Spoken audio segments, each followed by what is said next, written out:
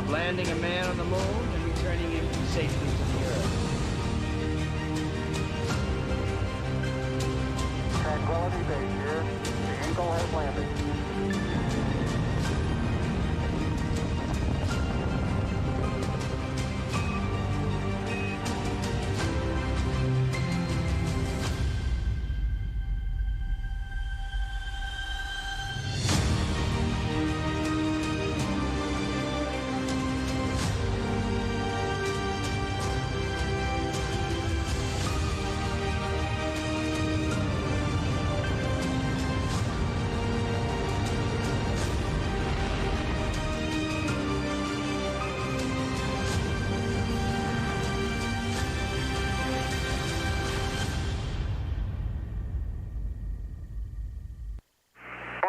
Feet, down at 2, feels good, 20 feet,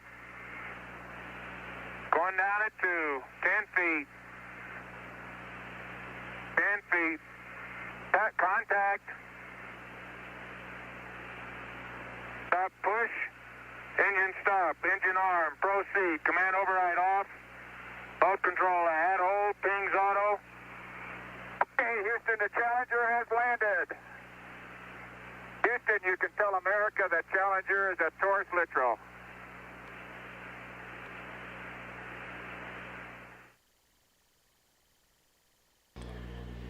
"50 years ago today, Apollo 17 Commander Gene Cernan and Lunar Module pilot Jack Schmitt guided Challenger to a pinpoint landing on a barren rock-strewn area of the moon called Taurus Littrow.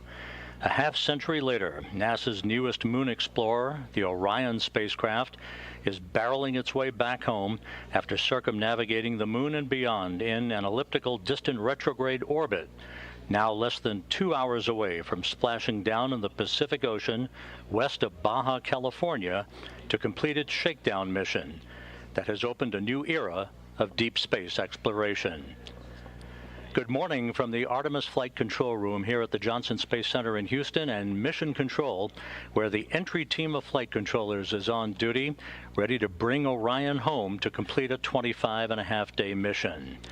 As he was for the launch of Orion more than 25 days ago, NASA Flight Director Judd Freeling is leading the entry team here in the White Flight Control Room. The target for Orion is growing larger in the field of view, moment by moment. This is a live view of the Earth from a distance of 15,000 miles away. About 3 hours and 40 minutes ago, Orion conducted the final major maneuver of its mission, a return trajectory correction burn of its thrusters to further fine-tune its path toward its splashdown site in the Pacific. We'll be heading out to the Pacific shortly for the first in a series of reports from the scene where Orion will be recovered. After launching atop the Space Launch System more than 25 days ago and traversing some 1.4 million miles in its circuitous orbit past the moon and back, the most critical phase of the Artemis I mission for Orion is at hand. It is homecoming day, so let's run down the milestones you'll be hearing about and seeing over the next couple of hours. Next up for Orion will be the crew module's separation from the European service module. That pyrotechnic separation is scheduled at 11 a.m. Central Time, just 20 minutes before Orion begins its entry into the Earth's atmosphere at an altitude of 3,200 statute miles.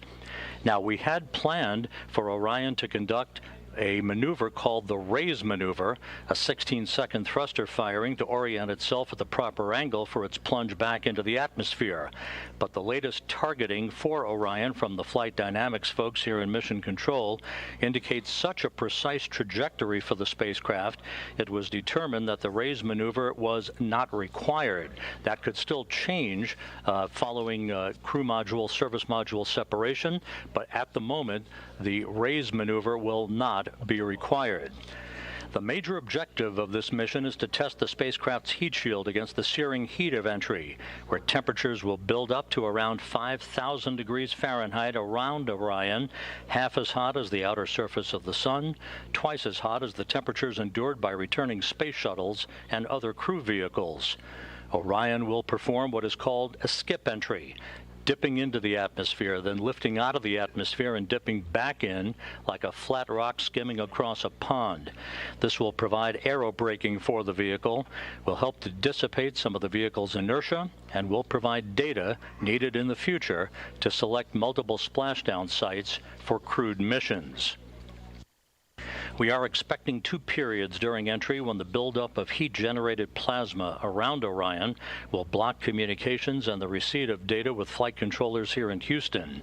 The first blackout should begin around 11:20 a.m. Central Time for just under 5 minutes, right around the time of peak heating on Orion, as it travels about 25 times the speed of sound.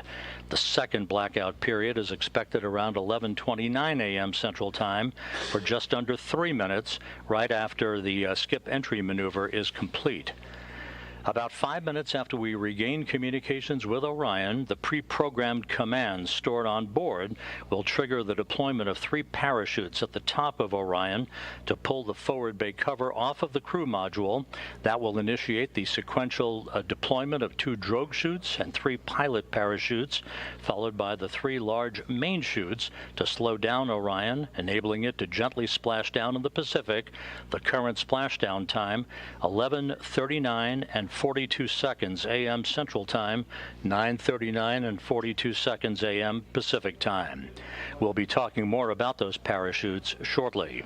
The weather forecast at the splashdown site west of Baja California is excellent. The Spaceflight Meteorology Group here at the Johnson Space Center has just issued a forecast calling for scattered clouds at 1,700 feet, winds peaking to about 9 knots with periodic wave heights of about 5 feet. That is all within flight rule limits, and it should be a splendid day for Orion's homecoming.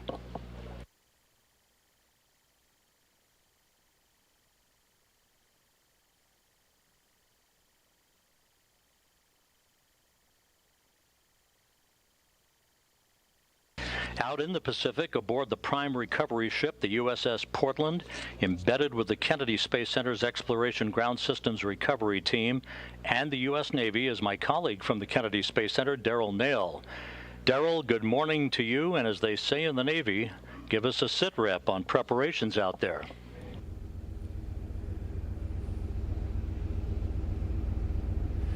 Well, good morning to you, Rob, and that's right. We're live on the deck just outside the bridge here on the USS Portland with a fantastic view of the area of splashdown. I just spoke with the recovery team. They say we are currently 5 miles away from the splashdown location right here in the Pacific Ocean. The location, as you mentioned, just off the coast of Baja, Mexico. We got the great weather report, seas, as you mentioned, 4 to 5 feet. We're looking good there. Let me show you the bridge deck where we are currently positioned. This is looking forward for the ship. I talked to Captain John Ryan, who says that he currently has the ship in a racetrack going around the location near where splashdown is, just upwind of it, so that the debris that comes down, that being the crew module and the parachutes, the forward bay cover, when it separates, will be all downwind of us. Now, preparations are already underway. We can hear the helicopter engines running, so we want to take you to a live view of the flight deck. This is towards the back of the ship, where just 5 minutes ago, the Navy started the engines on 2 of the 3 Navy MH-60s, or Nighthawk helicopters, that will be used for the operation. There you see them on your screen. The 2 helicopters on the left side of the flight deck, they will be involved in the operation. The third to the right is a backup helicopter. Now, one of the helicopters will use the Navy's infrared targeting system, which will start looking for Orion at an altitude of about 50,000 feet. Should be able to quickly lock on to Orion's heat shield, which should be still very hot after reaching 5,000 degrees Fahrenheit on the heat of reentry. The second helicopter will track the forward bay cover, a 1,000-pound, 9.5-foot wide titanium cover on top of Orion, which protects the parachutes during the heat of reentry. It is jettisoned to allow them to come out. Now, NASA's plan going in was to recover it, but they've made an adjustment due to the seas and the limitations of a small boat crane needed to lift it out of the water. Both helicopters, if you can see just to the left of that helicopter at the bottom of your screen, have GSS cameras mounted to them. These are ultra high def cameras to record 8K resolution video for engineering purposes. Now, with those helicopters just minutes away from flying out, let's take a look underneath this very flight deck. You can see into the well deck, and this is the multi-purpose capability of this vessel, the USS Portland. Down on the well deck is where the final phase of recovery will happen. 2 teams of Navy divers are preparing to launch the small boats. You see them at the bottom of your screen, just partially protruding there at the bottom.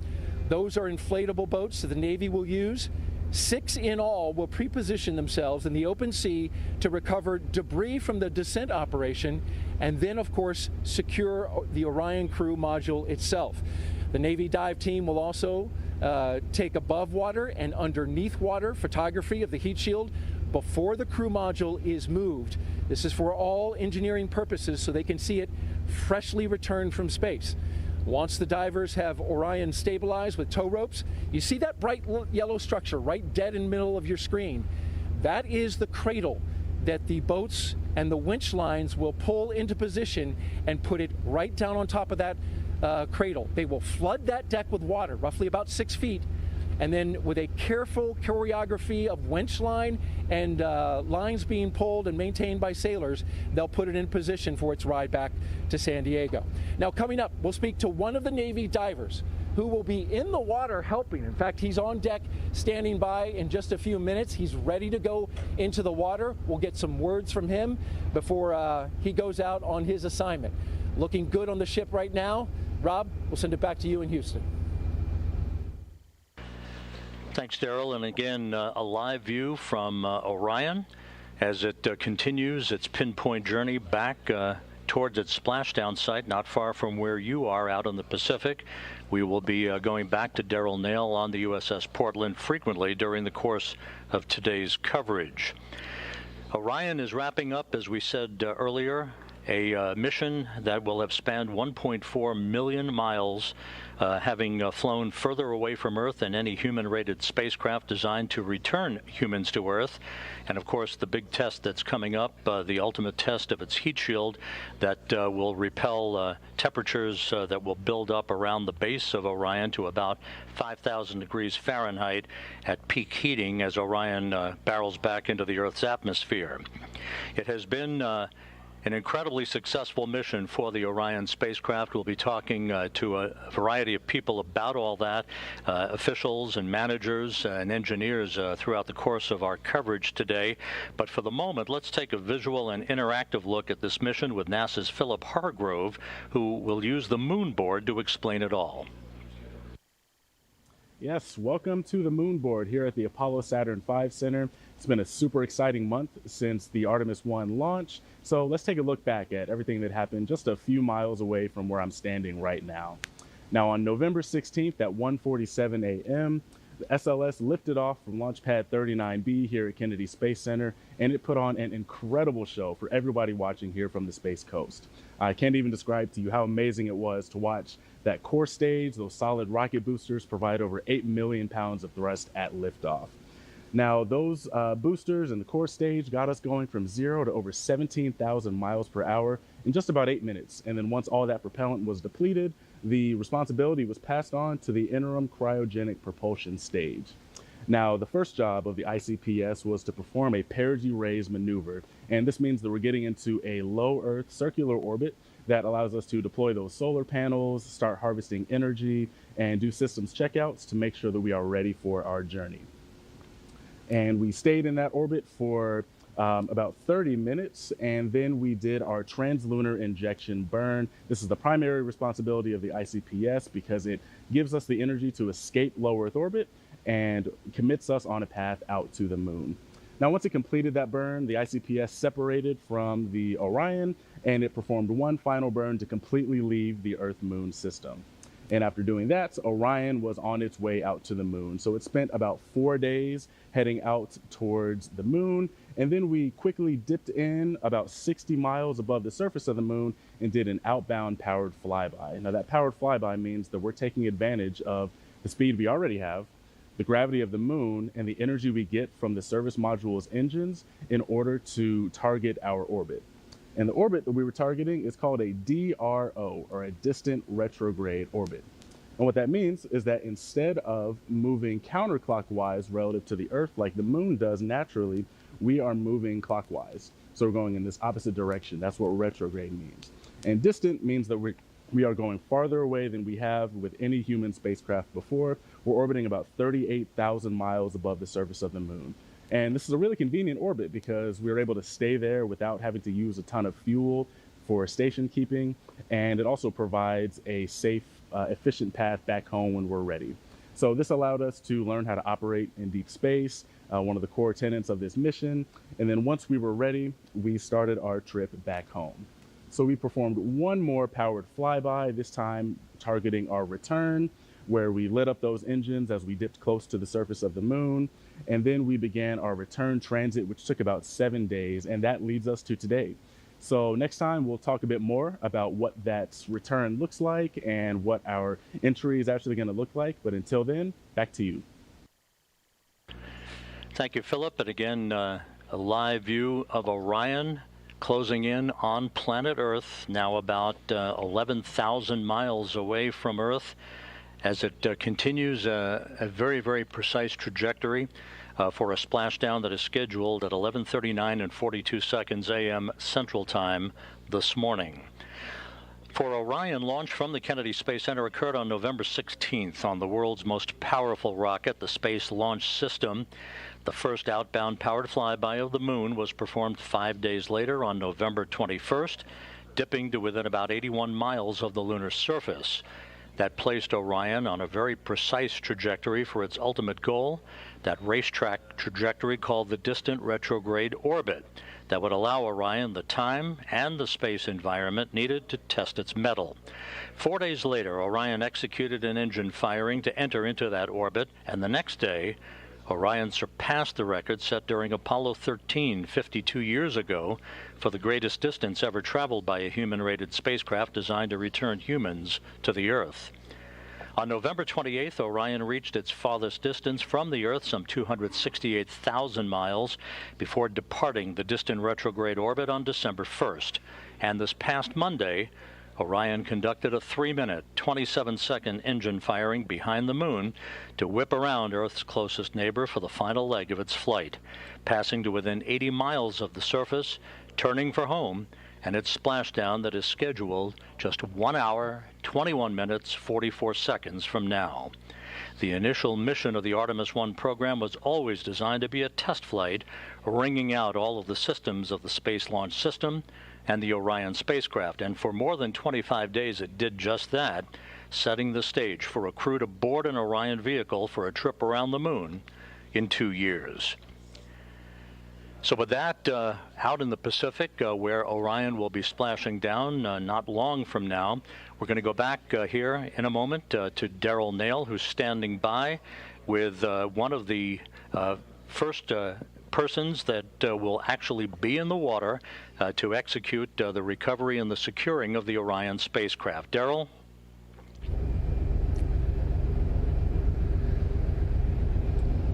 That's right, Rob, and his name is Wayne Shearer, and he is the Navy diver first class aboard boat number 2. He is the lead on one of the 2 small boats called Cricks, which are essentially small inflatable Navy boats. He's just about 20 or so minutes away from getting into that boat. Thank you, Wayne, for coming up here and making some time for us to tell us about the operation today. Of course, sir.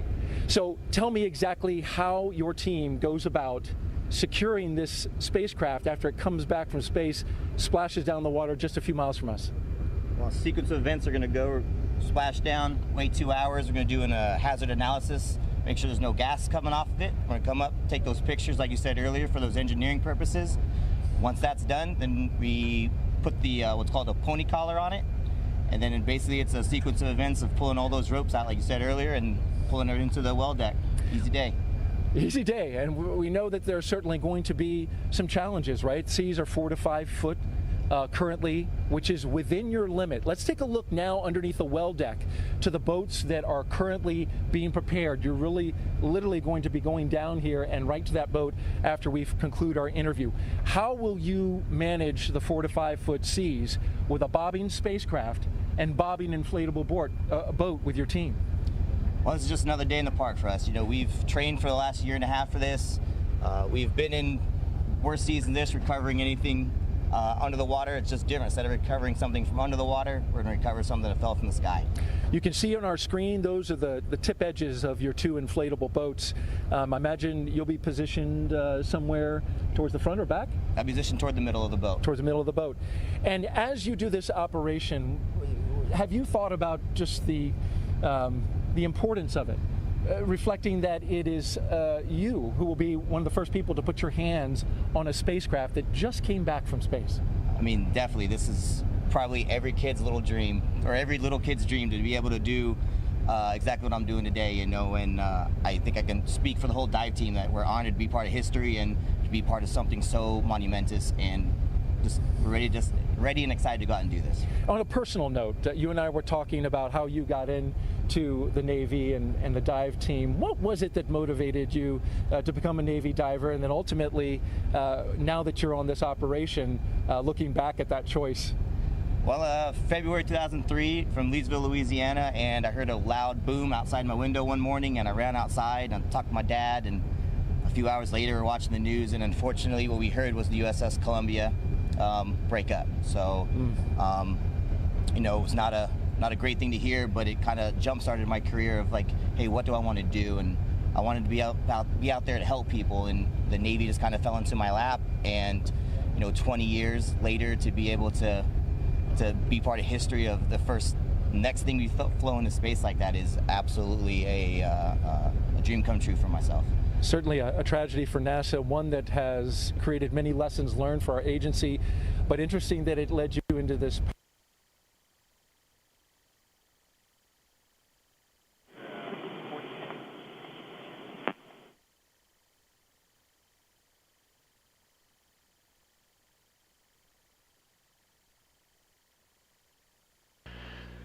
They have around the world.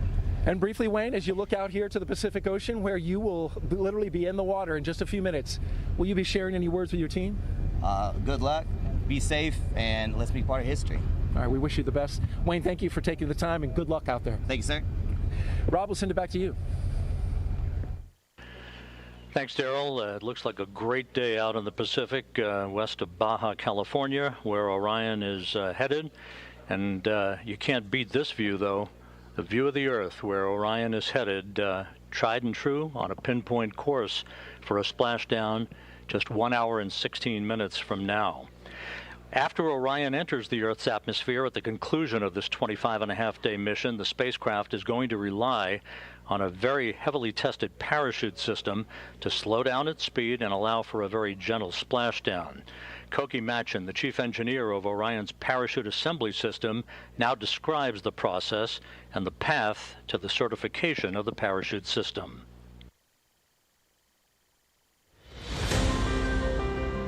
A series of 11 parachutes will be deployed in sequential fashion. A very dramatic return to Earth lying ahead for the Orion spacecraft. Our design is almost exactly the Apollo design. The shape of the mains, the shape of the drogues. The only major difference is we are bigger. Apollo weighed roughly 13,500 pounds, and we weigh 22 and change thousand pounds. And so our parachutes are larger because we have more energy to take out of the system, and our parachutes are stronger. So at a fundamental level, all round parachutes are alike. The Orion system has drogue parachutes that initially decelerate the system, and because they're deployed at a much higher velocity, they're made of ribbons. The ribbons can take the fluttering associated with high velocity deployments much better than a solid canopy can. And once the system slows down, it deploys the mains. The mains are much closer to a personnel chute. They're called ring sails. The major difference would be that a personnel chute could be 28 to 30 feet in diameter, and a CPAS main is 116 feet in diameter. So the Orion parachutes are what we refer to as hybrid parachutes. The drag surfaces are nylon, but then the structural grid, how we take the drag on that nylon surface and transmit it down to the vehicle, is made of Kevlar. And Kevlar is quite a bit stronger and stiffer, and it just completely different material than the drag surfaces are. So the CPAS system is designed to safely recover the crew with just two mains deployed. The problem with deploying the backup chute after you deploy the first two chutes is you have to negotiate the chute that's already out there. So what we chose to do and what Apollo chose to do was to deploy the backup chute with the main system itself. And as a result, we get a much softer landing when all the parachutes work properly. But both systems were designed to land with just two main parachutes functioning. When we did the pad abort test at White Sands, I was quite scared. But I wasn't scared for our system. I was scared for the repositioning after the rockets took off the capsule and repositioned it. It was perfect. That thing reoriented like it was on rails. And I swear to you, this huge relief came over me when the cover came off, because I thought, wow, we're not done, but we're done. I know this system's going to work.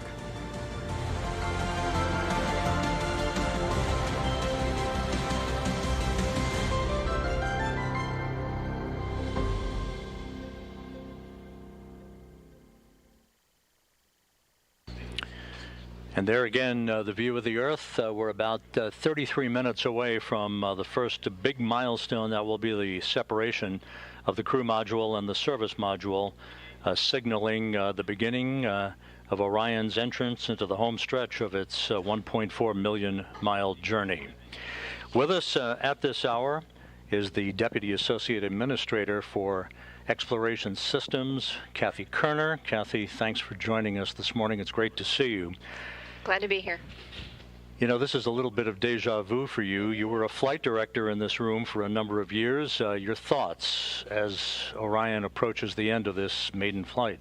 Yeah, certainly a lot of history in human spaceflight has been made in this room, and we're making some more today. And really excited. There's a lot of energy in the room, and it's very familiar, but it's also very different as we step into this next episode in human exploration. You know, the mission had its trials and tribulations getting off the ground, but once it did, so far, so good. The mission has exceeded expectations in many areas. Of course, the post-flight analysis is yet to come, but from the top level, the 1,000-foot level, looking down at the mission, what are your thoughts about what has been accomplished in setting the stage for a crewed mission 2 years from now? Absolutely, this has been a phenomenal mission thus far. If you asked me to grade it, I'd give us an A+. I think that the work that has been performed both by the Exploration Ground Systems team, the SLS team, and the Orion team has been fantastic. We've been learning how the spacecraft operates. We've been learning how to fly this amazing machine, and it's gone so well that we've actually been able to add tests during the mission that help expand the envelope that we're going to be able to use to operate the spacecraft once we have crew on board. The major objective of the mission lies ahead. That's the rigorous testing of the heat shield, as we've just seen in our features. 5,000 degrees Fahrenheit building up around the spacecraft, twice as much as space shuttles endured when they re-entered the Earth's atmosphere. How do you think it's all going to fare, and what then needs to be done to analyze the performance of the heat shield in certifying that we are good to put a crew on board in a couple of years? So this test, this is the primary objective of this test mission, but we've got a lot more objectives that we need to accomplish between now and when we launch crew. We have an environmental test that we need to conduct of the entire integrated spacecraft once we get the environmental and life support systems on board. So this is just one of many tests that we have going forward and one of many analyses that we need to do with all of the post-flight data that we retrieve from the spacecraft. We opened up the broadcast paying homage to Apollo 17 landing on the moon 50 years ago today. It's only coincidence that this happened, but it seems very appropriate, doesn't it? It does. It seems fitting that we would honor Apollo with the new legacy of the Artemis generation and this mission today. Thanks very much, Kathy. Kathy Kerner, the Deputy Associate Administrator for Exploration Systems, and we're nearing the end of the home stretch here of this very first mission. Thanks. Thanks, Rob. Great to be here.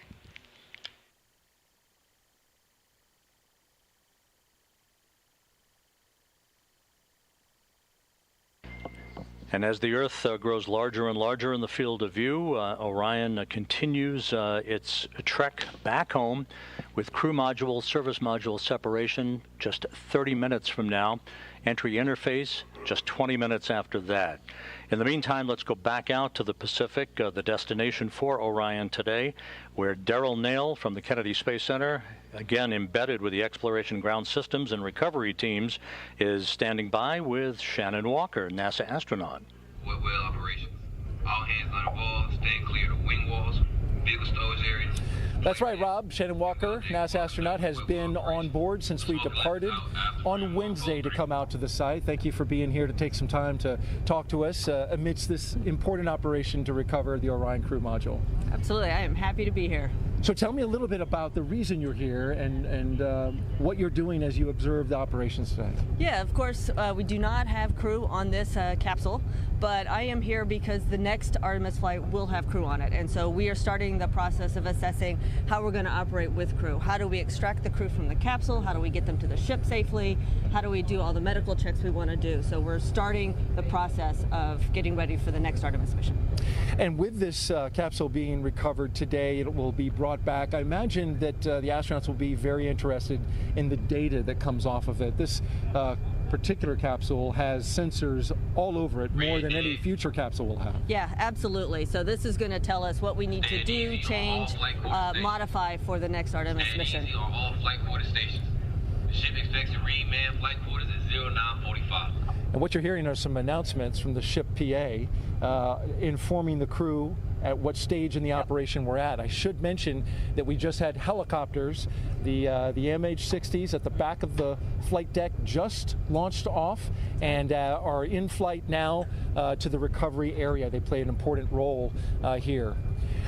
Shannon, continuing now with our interview, when you look at the operation as a whole, they're currently trying to determine how the astronauts will be recovered. That's not happening today. That's right. But that will have to be integrated into the operation.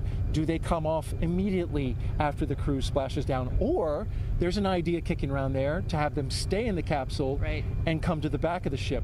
What are your thoughts on both of those? What are the pluses and minuses on those? Well, certainly the plus of having the crew come off immediately is that the crew is not staying in the capsule for an extended period of time.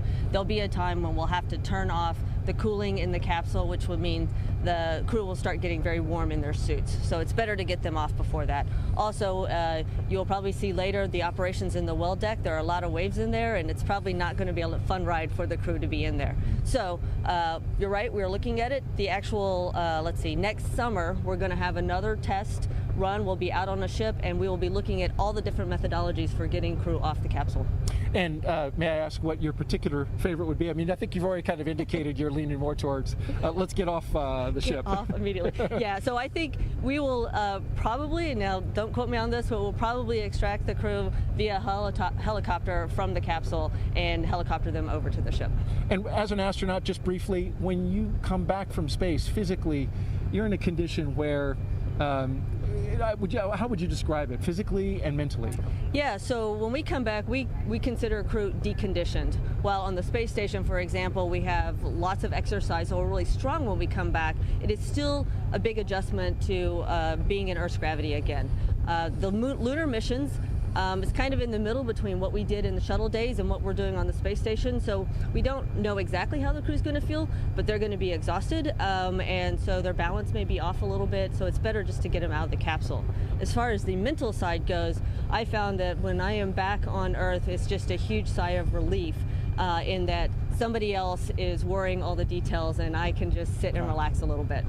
Well, we appreciate you being here. Thank you for all the insight. You're doing a great job of staying balanced amidst the 4 to 5 foot seas as you see the horizon going up and down, right? It is definitely a challenge.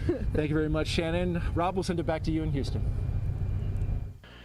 Thanks, Darrell. Thank you, Shannon, and happy sailing out there as we continue to watch this scintillating view of the Earth as we are just 1 hour, 5 minutes away from splashdown.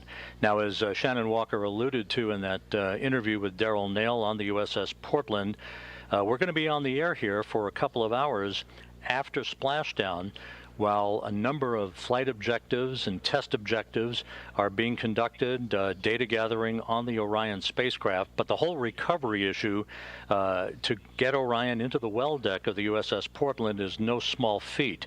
Melissa Jones, who is the landing director and the recovery director from the Kennedy Space Center, has worked tirelessly to choreograph all of the elements of that recovery operation. Let's take a look now at how Orion will be recovered.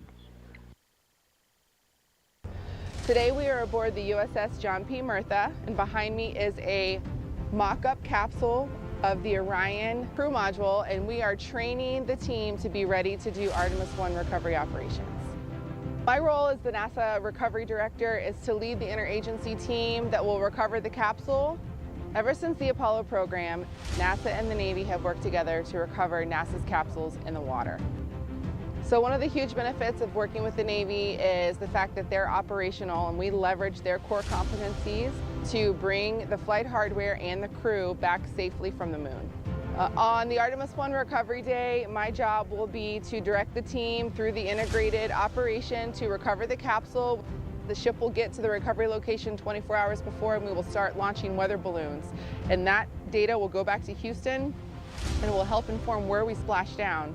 A couple hours before splashdown, the Navy launches small boats off of the knuckle boom crane, and helicopters will take off and they will do their circles in the air, and they are waiting for the capsule to re-enter so that they can get good data and photo imagery of the capsule on its way back to Earth. Once that is done and we splash down, we will safe the capsule, approach the capsule, attach lines to the capsule, and recover it into the well deck of the ship. Artemis I recovery operations will take about 5 hours to perform all of the work we need to do because we are gathering data so that we can fly crewed mission on Artemis II. When Artemis I splashes down, it's going to be the culmination of all of the hard work that we've put in as a team. It's going to be an amazing feeling, hearing that we've met Earth's interface and that we can see 3 good main parachutes. And when we hear splashdown, I'm going to get goosebumps all over me.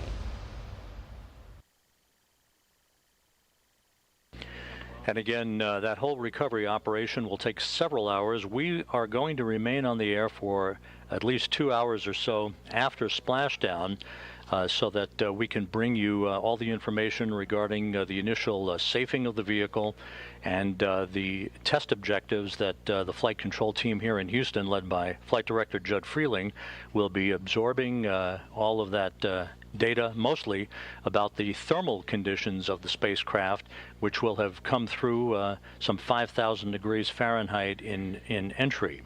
And with us at this moment is the man who is going to be watching all of that very, very carefully, John Kowal, who's the Orion Thermal Protection System Manager. John, your big moment is lying ahead here.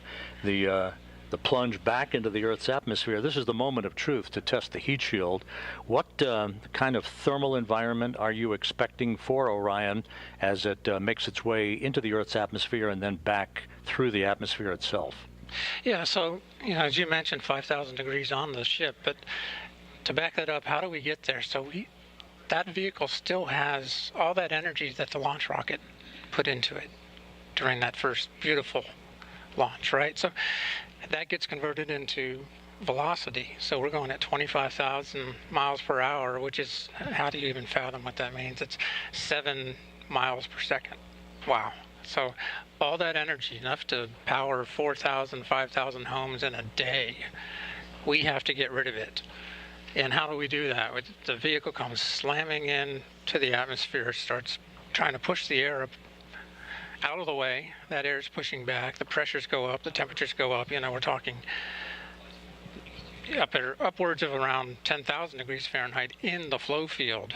So that energy goes into the flow field, and then the flow field wants to give it back to the surface of the TPS. So that's what the TPS is going to see, or what the heat shield is going to see, and that's what pushes it up to 5,000 degrees Fahrenheit. What kind of testing was required throughout the course of the preparations for Orion to prepare the vehicle for launch that made you confident that it could withstand the rigors of this sort of environment? Yeah, there's been a lot of testing. I mean, we've been at this for since the end of the shuttle program, if you think back to that system, that was a reusable system, we had kind of been out of the business of these ablation materials for quite a while, since Apollo. So we had to train a whole new generation of engineers on developing that type of system, as well as getting the materials back. So there was a lot of testing in arc jets. That's the primary way that you test these types of materials.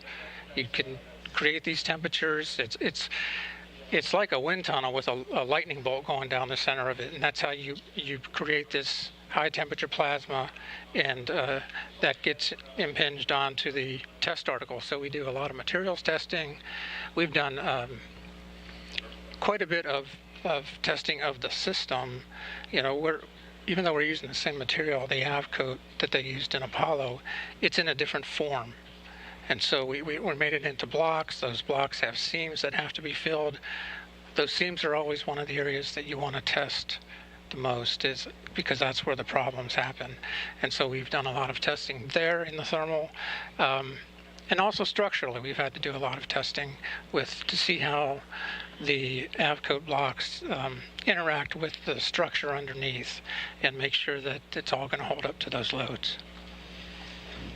And John, it's about 11 minutes or so from the time of entry interface at an altitude of about 400,000 feet until we come out of that second blackout period. So that's going to be a very interesting time, sort of a nail-biting time, if you will. But after the vehicle splashes down and is back at the Kennedy Space Center in a few weeks for post-flight analysis, what are the sorts of things that you and your engineering team will be looking for to give it a passing grade in preparation for putting a crew on board a couple of years from now? Yeah, there's a couple of things that we look at. I break it into two different categories. The first is the flight data. We have instrumentation embedded in the heat shield at a number of locations. So we measure temperatures, we measure heat rates, we measure pressures, stresses. All that data will tell us how the material actually performed in that flight environment. It will also help us to inform our computer modeling methods, and that's another thing that we need to make sure that it's performing how we thought it was going to perform, so that we can use those models in the future, to predict for other missions. Now, the other thing we'll do is we'll be looking at the hardware itself. The instrumentation, you only get measurements where you put that instrument, of course, right? But looking at the heat shield, just looking at it, the big picture, you can see the streamlines. You can see how the flow was going across the heat shield. You can see where boundary layer transition may have occurred. So there's so much to just visually see. And then we'll be taking samples of the heat shield. We'll be taking that material out and looking at how much had ablated, looking at the char thickness, the density gradients as you go through as the material burned off, and comparing that to what our models have predicted. And again, that'll help us to be able to validate and correlate our models further. Very good. It's going to be a very important time for the engineers, of course, and we'll see how Orion fares here in the next hour or so. John Kowal, Orion's Thermal Protection System Manager, thanks very much for joining us this morning. Sure. Thank you.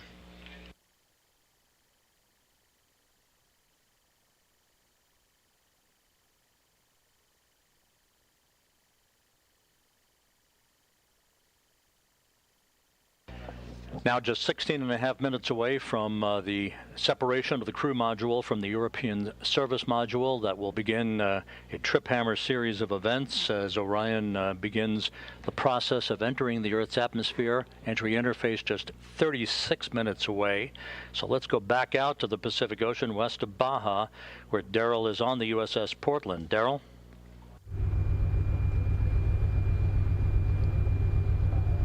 That's right, Rob. A quick update for you on the out here in the Pacific Ocean, just off the coast of Mexico. We have the small boats, the Navy small boats. All 6 boats are now in the water. They call them cricks.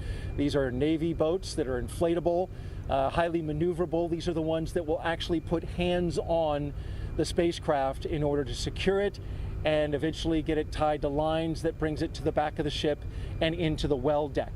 I want to talk a little bit about this location here today. This location in the Pacific, we're just about 5 miles away from the splashdown area. This was actually the backup location. Initially, this was supposed to happen off the coast of San Diego, California, but the weather forecast for that area called for a cold front that has moved in today, bringing with it 12-foot high seas, and those seas would have been too high to perform this operation, too high for the small boats for recovery. So Recovery Director Melissa Jones and the mission management team made the decision to back up and go to the backup location 300 miles south of San Diego, and that's where we find ourselves today with excellent weather in order to do this operation. As you look off into the sky, we're awaiting the second to last weather balloon release that we will have for the day. This weather data critical to the operation that is happening today, especially when it comes to the landing point of the crew module in the ocean, as well as the debris that goes with it. And that debris happens during the separation of the forward bay cover, which covers the parachutes, and then of course the parachutes and their hardware themselves. All of it together, they take in the winds, and you can feel the winds are picking up a little bit. That wind data will give us refined information and data in order to calculate exactly the landing spot. Now, we're not alone out here in the Pacific Ocean. We do have friends helping us today, and I want to take a shot now of a ship off in the distance that has joined us for today's operation, and that is the USS Montgomery. That ship is just a few miles away. As you can see it there, the USS Montgomery is providing security today. It is what the Navy calls a littoral ship. It specializes in close-to-shore combat.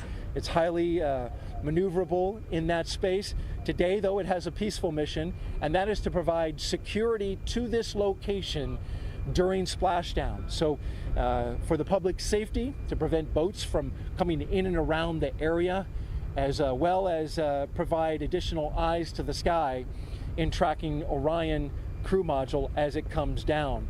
You can see a little bit of a bounce there, and that's caused by the seas that we are currently experiencing, which are in the range of 4 to 5 feet.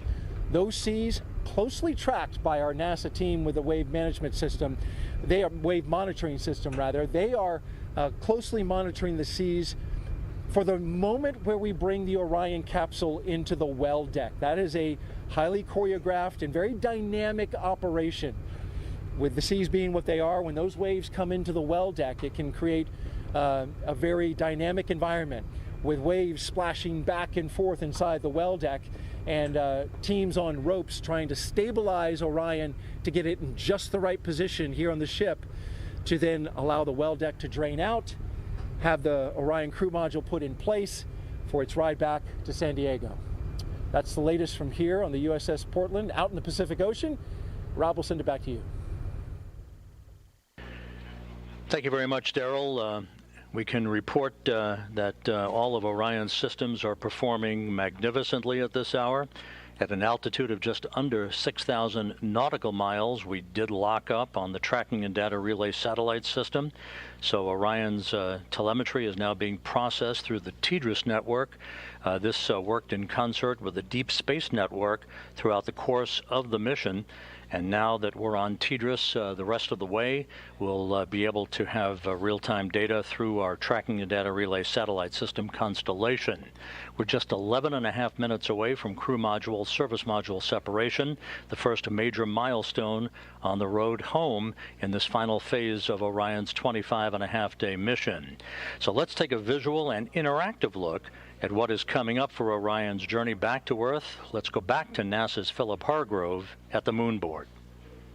Thank you. Welcome back to the moon board. So we're going to talk a bit about the European Service Module and the Orion Crew Module. So as we know, these two systems have been working in tandem for a really long time, and that extends beyond just this Artemis I test flight for the past 26 days.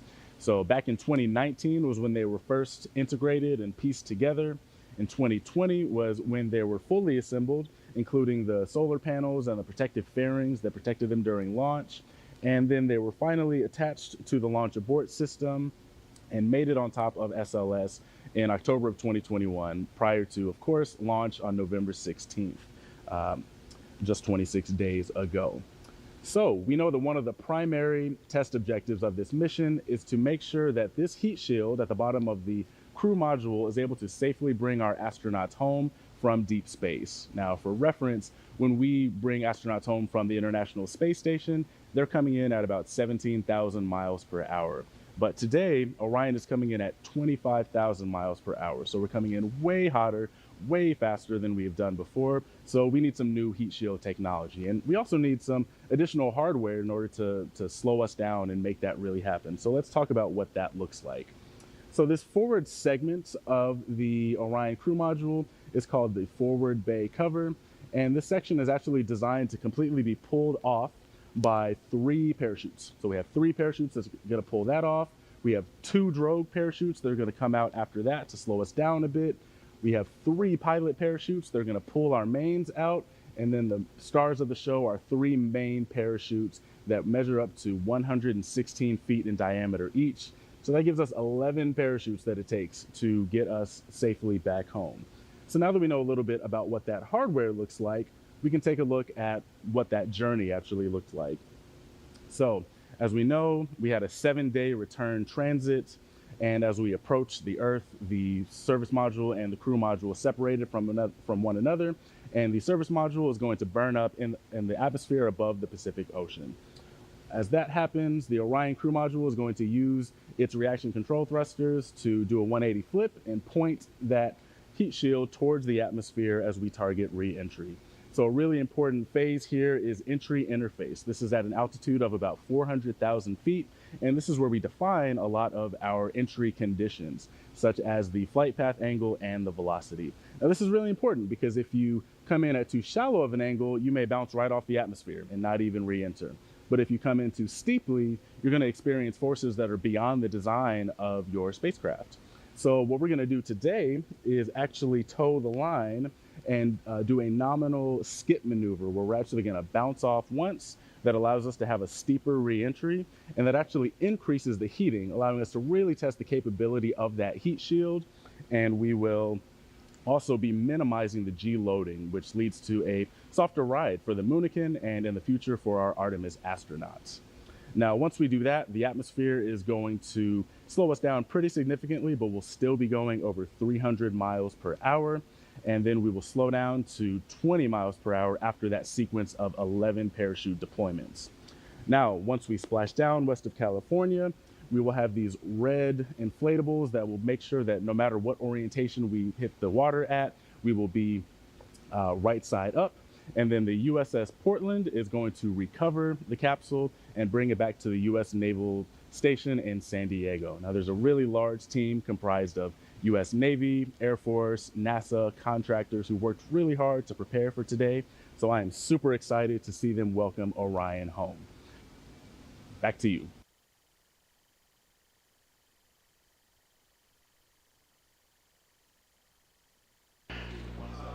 Thank you very much, Philip.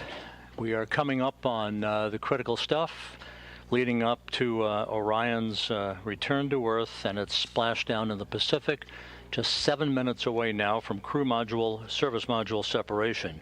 That European service module has worked like a champ throughout the course of the mission. The service module, which of course housed the solar arrays and all of the other propulsive functioning for Orion throughout the course of the mission, has been monitored in the European Service Module Control Room in Noordwijk in the Netherlands, where that team of flight controllers is eagerly awaiting the completion of the service module's work just a few minutes from now, when it will pyrotechnically separate from the crew module, leaving the crew module on its own. Entry interface is scheduled just 26 minutes from now. We'll be receiving reports from Flight Director Judd Freeling and his team of flight controllers throughout Orion's descent back into the Earth's atmosphere and through all of the parachute deployment sequence events leading up to splashdown that is scheduled at 11:39 and 42 seconds a.m. Central Time, 9:39 and 42 seconds a.m. Pacific Time.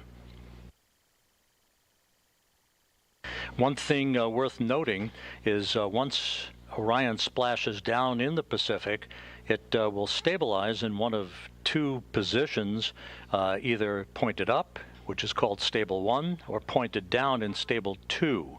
The crew module uprighting system, known as the CMUS, deploys a series of 5 bright orange helium-filled bags on the top of the capsule that will either flip Orion right side up or keep it right side up in its stable 1 position. Those 5 bags are packed in hard containers and installed atop the capsule inside the structural gussets between the parachutes and other equipment. They're inflated with helium gas that is stored in pressure vessels located close by the bags. Each bag has its own independent inflation system. The CMUS, or crew module uprighting system, initiates after landing and opens up a valve for helium to flow into those uprighting bags. It is considered, at least operational, that we have 4 out of those 5 bags to inflate to maintain a stable 1 configuration for Orion to enable Navy divers to approach the vehicle. One of the first things that they'll be looking for is any leakage of toxic gas or toxic fuel from the vehicle. Assuming there is no such leak and that Orion appears to be in good shape, then they'll begin the methodical process of approaching the vehicle with other personnel and other Navy assets in order to begin the securing of Orion on the ocean for its towing back into the well deck of the USS Portland.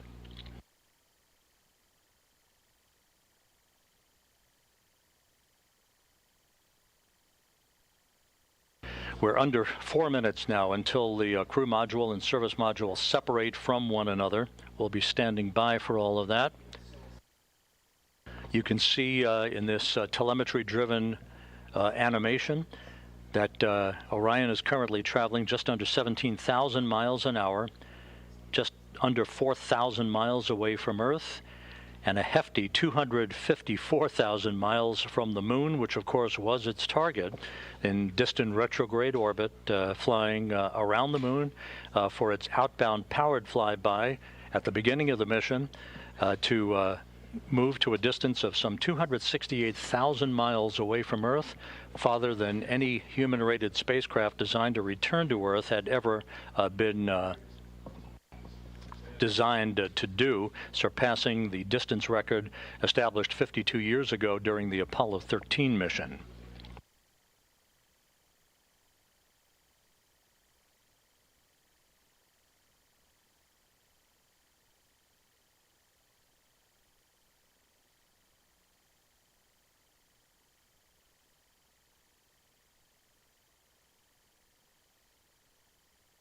Here in Mission Control, the flight dynamics folks and the guidance, navigation, and control folks have put up a graphic which is essentially the ground track for Orion as it will make its way across the southern Indian Ocean, passing the northwest coast of Australia en route to its ultimate trajectory that will carry it across the Pacific. It will be moving from south to north across the Pacific Ocean to the splashdown zone, almost a direct straight line towards the point of splashdown, which will be west of Baja California. Now just under 2 minutes until crew module, service module separation.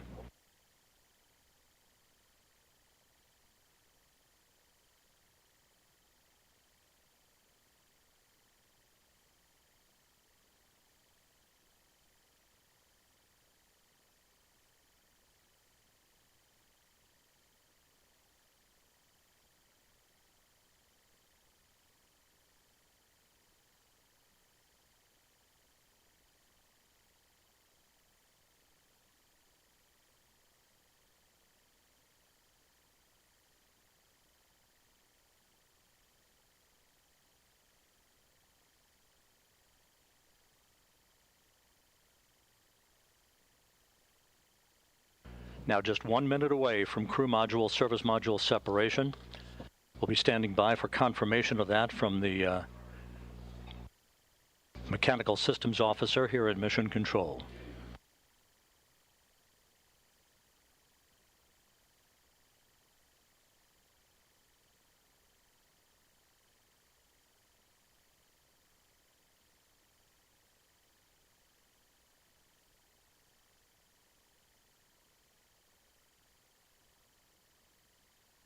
30 seconds until separation. This will come at an altitude of 3,200 statute miles.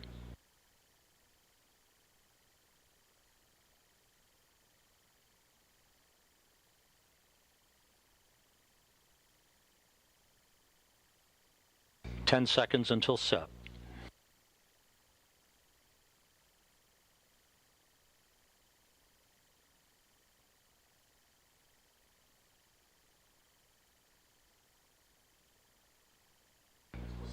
We have confirmation of separation.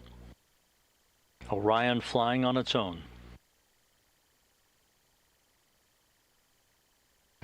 Again, the separation occurred right on time at 11 a.m. and 11 seconds Central Time, with Orion 3,200 statute miles away from Earth. The service module, the European service module, has done its job.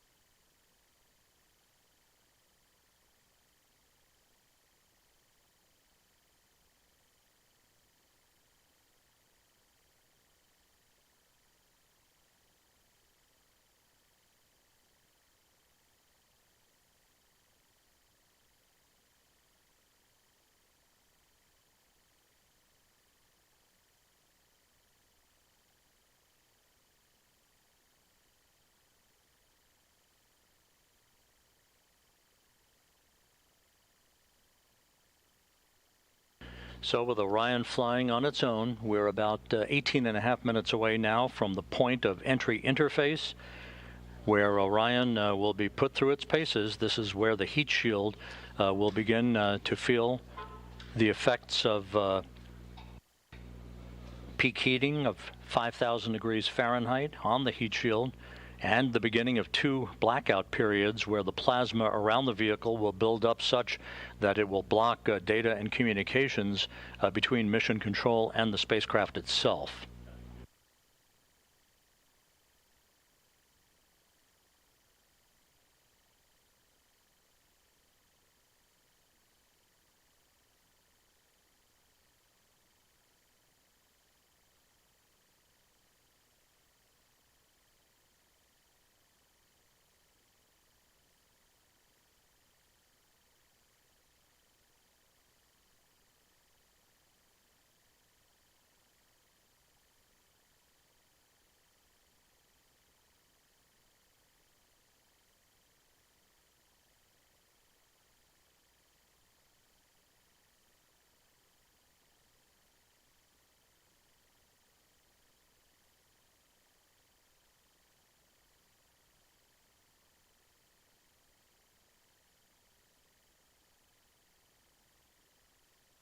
Orion continues to fly smoothly on, all of its systems in excellent shape. Less than 17 minutes until entry interface.